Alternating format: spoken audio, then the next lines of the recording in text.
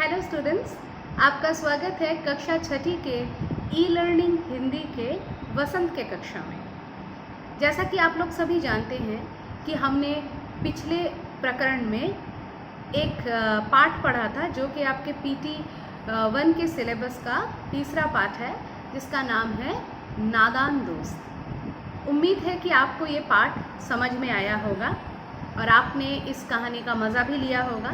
तो आज हम इसी नादान दोस्त पाठ के क्वेश्चन आंसर्स पर कंसंट्रेट करेंगे। सबसे पहले हम कुछ लघु उत्तरीय प्रश्न करेंगे, छोटे प्रश्न करेंगे, ठीक है।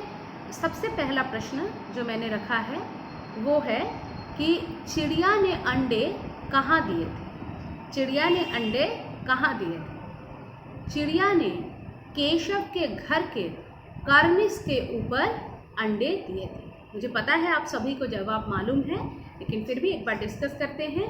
चिड़िया ने केशव के घर के कार्निस के ऊपर अंडे दिए थे। उसके बाद नेक्स्ट क्वेश्चन, केशव कार्निस तक कैसे पहुंचा? याद है कैसे पहुंचा था?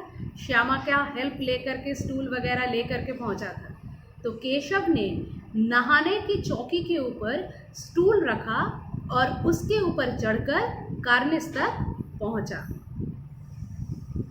चिड़िया ने कितने अंडे दिए थे? चिड़िया ने कुल मिलाकर 3 अंडे दिए थे। केशव ने श्यामा को अंडे क्यों नहीं दिखाए? अब ये थोड़ा बड़ा प्रश्न है। केशव ने अंडे क्यों नहीं दिखाए? क्या आपको याद है कि केशव ने अंडे क्यों नहीं दिखाए थे श्यामा को? उसने इसलिए नहीं दिखाया था कि श्यामा छोटी है, अगर गिर गई तो क्या होगा। अंडे देखने के लिए श्यामा को स्टूल पर चढ़ना पड़ता। केशव को डर था कि श्यामा कहीं गिर जाएगी तो हंगामा खड़ा हो जाएगा, इसलिए केशव ने उसे स्टूल पर चढ़ने नहीं दिया और उसे इस तरह से अंडे नहीं दिखाए।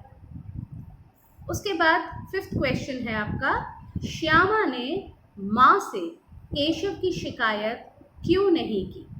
श्यामा ने माँ से केशव की शिकायत क्यों नहीं की?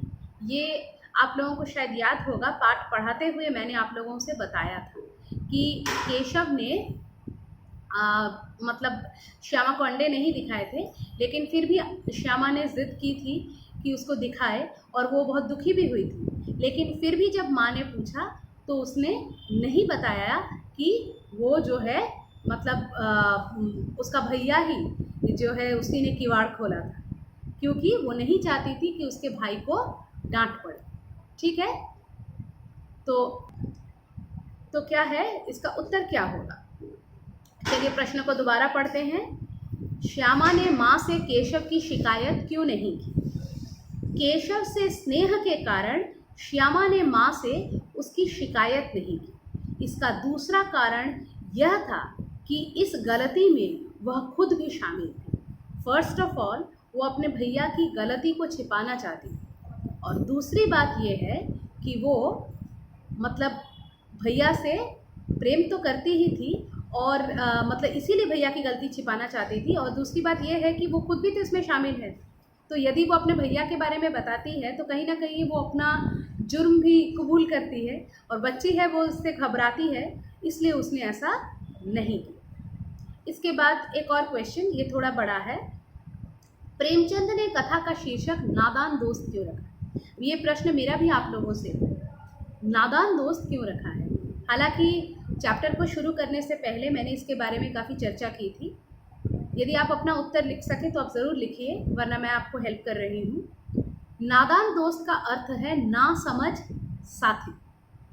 केशव और श्यामा चिड़िया के ऐसे ही नासमझ साथी थे जिनकी गलती के कारण चिड़िया के अंडे नष्ट हो गए। बात तो सही है। चिड़िया को अपना बसेरा छोड़कर जाना पड़ा। अंडों की रक्षा करने के प्रयास में उनके द्वारा की गई नादानी ने उनके नादान दोस्तों को परेशानी में डाल दिया। समझ गए आप लोग? अंडे का क्या हुआ? नेक्स्ट क्वेश्चन, अंडों का क्या हुआ? उन्हें देख केशव के चेहरे का रंग क्यों उड़ गया? याद है क्या हुआ था? बहुत दुखद घटना घटी थी। चिड़िया ने अंडों को नहीं सेया और उन्हें नीचे गिराकर नष्ट कर दिया। उनमें से कोई चूने जैसी चीज बाहर निकल आई। उन्हें देखकर केशव समझ गया कि अब अंडों के रूप में चिड़िया के बच्चे नष्ट हो गए हैं। उसकी सारी मेहनत बेकार हो गई। उसे यह भी एहसास हुआ कि उसके कारण ही अंडों की यह दशा हुई। इस कारण उसके चेहरे का रंग उड़ गया।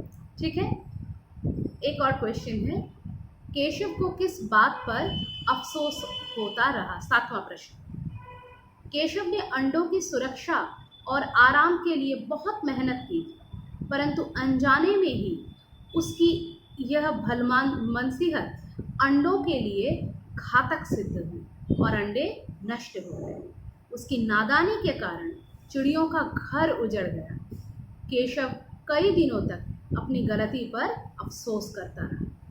यहीं पर हम लोगों का चैप्टर भी ख़त्म हुआ था कि केशव जो है अफसोस कर रहा था कि अंडे नष्ट हो गए थे।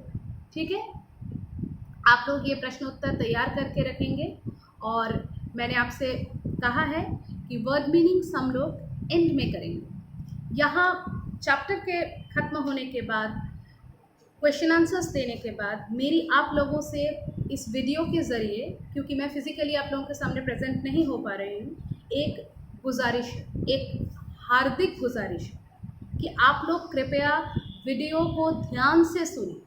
ये क्लास नहीं है कि एक बार में मैं बोल के निकल जा रही हूँ तो आपको मौका नहीं मिल रहा है। आपके पास रिप्ले का ऑप्शन है, आप ध्यान से रिप्ले करके सुने और जैसे मैं आप लोगों को बोल रही हूँ वो चैप्टर को पढ़ें। पढ़ने के बाद अच्छे से उसको समझें और फिर से मुझे बताएं यदि समझ में नहीं आया है। और प्रश्नोत्तर या कोई भी एक्सरसाइज, चाहे ग्रामर का हो चाहे कोई भी हो, आपको रिटन फॉर्मेट में लिखकर प्रोवाइड करने के बाद भी आप लोगों में से कई स्टूडेंट बहुत अच्छे से इसको कर रहे हैं, लेकिन कहीं कहीं किसी की कोई गलतियां हो जा रही हैं। गलतियां इंसान से ही होती हैं, आप गलती कर सकते हैं, लेकिन देखिए स्टूडेंट्स, इतना पढ़ने के बाद यदि सही में आपने वीडियो फॉलो किया है, फिर आपने चैप्टर पढ़ा है, उसके बाद मैंने जो आपको रिटन असाइनमेंट दिया है उसको भी ठीक से फॉलो किया है, तो अगर गलती होती है तो क्या ये आपकी नादानी नहीं है इन नादान दोस्तों की तरह? और डिजिटली इसको चेक करने में बहुत डिफ़िकल्टी होती है, क्योंकि यहाँ पर पेन से करेक्शन करने का अवसर नहीं होता है। तो एकाधिक मिस्टेक हो जाने पर क्या होता है, आपको चैट में टाइप करके बताते हुए, क्योंकि वो एक बार में ही विजिबल होता है, फिर वो गायब हो जाता है, शायद मुझे याद भी नहीं रहता है कि आपने कहाँ कहाँ मिस्टेक किया है। तो आप लोग आगे से इस बात का ध्यान रखें। ठीक है, इसी उम्मीद के साथ आज का क्लास खत्म करते हैं। धन्यवाद।